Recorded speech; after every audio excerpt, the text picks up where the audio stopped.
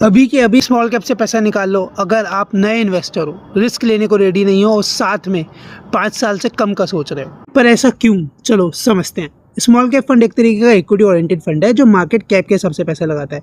मतलब कि जो 250 कंपनीज के नीचे की कंपनीज है उनमें वो पैसे लगाएगा। ठीक है, पर ऐसा क्यों? देखो, क्योंकि इन्वेस्टमेंट फोकस बढ़ जाता है फंड मैनेजर का।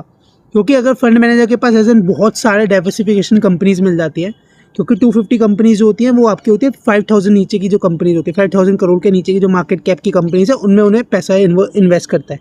पर इससे उतना ही रिस्क बढ़ जाता है, क्योंकि जितने ज़्यादा कंपनीज है उतने ज़्यादा उनके के ऊपर रिस्क हो जाता है कि वो डिफ़ॉल्ट ना कर दे, उनको लॉस ना हो। ठीक है, पर ग्रोथ पोटेंशियल भी उतनी है, क्योंकि जितनी छोटी कंपनी है उतना ज़्यादा उनके चांसेस है कि वो उतनी कंपनी ग्रो होगी। तो वैसे इसमें ग्रोथ पोटेंशियल भी है।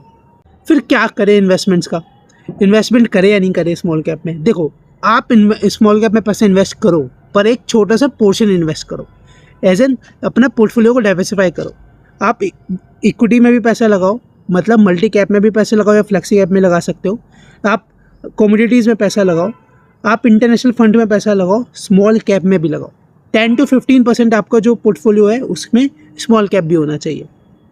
ठीक है, क्योंकि स्मॉल कैप आपका सबसे ज़्यादा रिटर्न देता है और स्मॉल कैप का रिटर्न अप्रोक्स रहता है मोर देन 20% और मोर देन 22% से ऊपर तो आपका हर एक उसमें मिल जाता है। पर 1 साल पे अगर आप रिटर्न देखते हो, 2 साल का रिटर्न देखते हो, 3 साल का रिटर्न देखते हो, तो आपको रिटर्न नहीं दिखेगा उसमें, क्योंकि मार्केट वोलेटाइल है अभी के आज की डेट में। तो आप अगर लॉन्ग टर्म का सोचो जब भी आप इसमें इन्वेस्ट करने की सोचो स्मॉल कैप के अंदर। ठीक है, तो जब भी तो मैंने बोला था कि आप अभी के अभी स्मॉल कैप से पैसा निकाल लो।